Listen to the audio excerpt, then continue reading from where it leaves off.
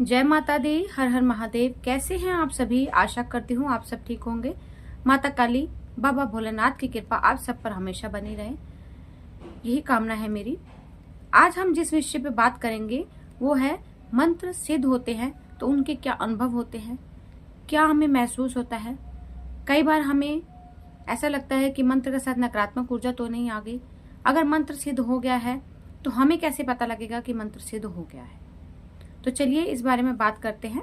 अगर आपको ये जानकारी अच्छी लगे तो आप इस चैनल को सब्सक्राइब कीजिएगा, लाइक कीजिए और शेयर भी कीजिए। देरी ना करते हुए वीडियो स्टार्ट करते हैं। सबसे पहले ये जानिए कि जब हम मंत्र, किसी भी देवी देवता का मंत्र जाप करते हैं तो उसकी ऊर्जा आती है। चाहे हम भोले बाबा का मंत्र का जाप करें, चाहे हनुमान जी के मंत्र का जाप करें, चाहे हम भैरव बाबा के मंत्र का जाप करें, चाहे हम माँ काली के मंत्र का जाप करें या माँ दुर्गा के मंत्र का जाप करें, किसी भी मंत्र की जब हम जाप करते हैं तो उसकी ऊर्जा हमें आनी ही आनी है, ये तो आप सभी को पता है। लेकिन जब वो ऊर्जा आती है तो कुछ लोगों के साथ कुछ ऐसा होता है कि उनको ये लगता है कि शायद कुछ नकारात्मक ऊर्जा तो नहीं आ गई। जैसे कि जो बच्चे होते हैं, साधक है नए, उनको कुछ लोगों को डकार आने लग जाती है, कईयों को उबासियां आती हैं, आंखों से झरझर आंसू बहते हैं, पेट में गुड़गुड़ की आवाज आती है। तो बच्चे डर जाते हैं कि पता नहीं क्या हो गया। जब से मंत्र जाप किया है ये अलग अलग अनुभव हमारे साथ हो रहे हैं, पर ये उस मंत्र की ऊर्जा के लिए होते हैं। जो मंत्र हम जाप कर रहे हैं वो मंत्र की ऊर्जा हमें प्राप्त हो रही है। हमें डरना नहीं है। अगर हमें ऐसा कुछ अनुभव हो रहा है कि हमें डकारें आ रही हैं, हमें आंसू आ रहे हैं या हमें उबासियां आ रही हैं, क्योंकि जो हम मंत्र जाप कर रहे हैं उसकी ऊर्जा तो आनी ही आनी है। तो ये मंत्र की ऊर्जा है जिसकी वजह से हमें ये सब अनुभव हो रहे हैं। कई बार बच्चे जो होते हैं साधना करते हैं, तो जब मंत्र जाप कर रहे होते हैं तो उनको ऐसा लगता है कि हमारे मन में कुछ भाव आ रहे हैं, भाव आने लग जाते हैं। तो उनको लगता है कि कोई नकारात्मक ऊर्जा आ गई है जिसकी वजह से ये हमें भाव आ रहे हैं, और ये सब फालतू की बातें हैं। वो इसको इग्नोर मार देते हैं, ध्यान नहीं देते हैं, जबकि वो उस मंत्र की ऊर्जा से हमें अनुभव हो रहे होते हैं।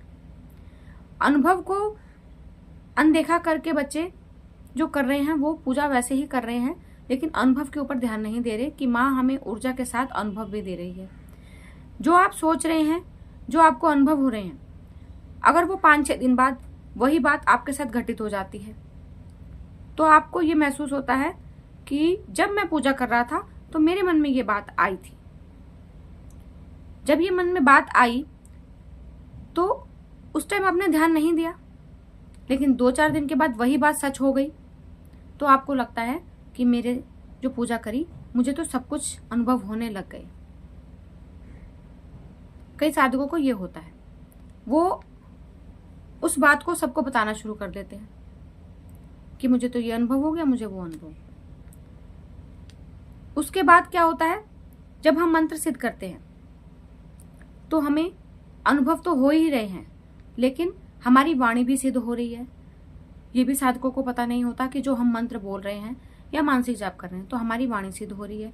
हमें अपने आसन पर बैठकर जब हम मंत्र जाप कर रहे हैं, किसी के लिए बुरा नहीं सोचना, किसी को बुरा बोलना नहीं है। अगर आप मंत्र जाप कर रहे हैं, अगर कोई आ जाता है और वो आपको कुछ उल्टा सीधा बोल भी देता है तो आपको उस टाइम शांत रहना है। आपने क्या करना है, ओम का उच्चारण, सांस गहरी भरकर ओम का उच्चारण करना है। अपने मन को शांत करना है, उसे कुछ कहना नहीं है, क्योंकि इस टाइम आप आसन पर बैठे हैं, आप मंत्र कर रहे हैं, आपकी वाणी सिद्ध है। ना जाने गुस्से में आप क्या बोल दें और किसी के साथ वो बुरा हो जाए और बाद में पछताना पड़े। इसलिए कभी भी मंत्र जाप करते हुए या आप जब गद्दी पे बैठे हैं या आसन पर बैठे हैं, कोई आ जाता है, कोई कुछ बोल भी देता है तो आपको शांत रहना है, क्योंकि मंत्र की ऊर्जा है। मंत्र की ऊर्जा से बात सिद्ध हो जाएगी, वाणी आपकी सिद्ध हो जाती है। इसीलिए जब हम किसी दरबार में जाते हैं, अगर वो आसन पर बैठकर हमें कुछ बोल देते हैं कि जाओ तुम्हारा ये काम हो जाएगा, वो हो जाता है क्योंकि वाणी सिद्ध हो जाती है। जब हमारी वाणी सिद्ध हो जाती है तो इससे पता लग जाता है कि हमारा जो मंत्र हमने किया वो सिद्ध हो गया है। इस बात का आप ध्यान रखिए, कभी भी मंत्र जाप करते हुए या कोई साधना आप कर रहे हैं तो किसी के बारे में भी गलत नहीं बोलना है और बुरा नहीं सोचना है। सबसे पहले आप इस बात को गांठ बांध लीजिए कि जब भी आप साधना पूजा पाठ करें तो किसी को गलत नहीं बोलना है, चाहे कितना भी गुस्सा आ रहा है, लेकिन आपको अपने आप को शांत रखना है, क्योंकि गुस्सा क्षण भर का होता है, लेकिन अगर हम कुछ गलत बोल देते हैं, किसी के साथ कुछ अनहोनी हो जाती है, तो वो सारी जिंदगी हमें गिला रहेगा कि मैंने उसको ऐसा बोला, उसके साथ ऐसा हो गया। गुस्सा तो थोड़ी देर में शांत हो ही जाएगा, ये नहीं कि गुस्सा जिंदगी भर रहेगा, ऐसा तो नहीं है। गुस्सा तो शांत हो जाएगा, लेकिन जो उसके साथ घटना घट जाएगी वो गलत हो जाएगी। इसलिए अपने गुस्से को शांत रखना है। और कुछ साधकों को क्या होता है कि अपने जब वो ध्यान लगाते हैं तो उनको अपने अंदर नीले रंग की ऊर्जा महसूस होती है। वो ऊर्जा हमारे मंत्र की ऊर्जा होती है। नीले रंग की जो ऊर्जा हमें नजर आती है अपने ध्यान में, जब हम आंखें बंद करते हैं, आज्ञा चक्र पर ध्यान लगाते हैं, तो हमें नीले रंग की ऊर्जा जो है नजर आती है। वो हमारी मंत्र की ऊर्जा होती है। हमारे कंठ की जो वाणी होती है वो सिद्ध होने के कगार पे है, इसलिए वो हमें ऊर्जा नजर आती है।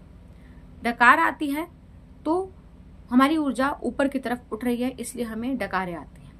आंखों से आंसू आ रहे हैं या उबासियां आ रही हैं, तो जो हमारे अंदर नकारात्मकता है वो खत्म हो रही है, उस ऊर्जा से वो नकारात्मकता खत्म हो रही है। तो आप किसी भी मंत्र जाप करते समय कुछ भी अनुभव है, कुछ भी आपको एक्टिविटी हो रही है, तो आपने किसी को नहीं बताना है, गुप्त रखनी है। ये आप ध्यान रखिएगा कि आपको वो चीज गुप्त रखनी है। इसके बाद क्या होता है, कुछ साधक ये सोचते हैं कि जो मंत्र है वो एक दिन में सिद्ध हो जाते हैं। जैसे ग्रहण आ गया या कोई ऐसा नक्षत्र आ जाता है साल में कि साधना कर लूंगा मैं एक ही दिन में और वो मेरा मंत्र सिद्ध हो जाए। ऐसा नहीं होता है, साधना नहीं हो सकती।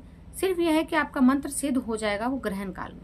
मंत्र सिद्ध हो सकता है, साधना नहीं हो सकती। साधना 41 दिन की है, मंत्र आप एक दिन में सिद्ध कर रहे हैं। 41 दिन और एक दिन की साधना में फर्क है। अगर हम वही चीज 41 दिन कर रहे हैं और एक दिन में वो कर रहे हैं मंत्र, वही मंत्र अगर हम 41 दिन करेंगे तो उसकी ऊर्जा ज्यादा आएगी, और वही मंत्र अगर हम एक दिन ग्रहण काल में या किसी खास नक्षत्र में सिद्ध कर रहे हैं तो उसकी ऊर्जा अलग होगी।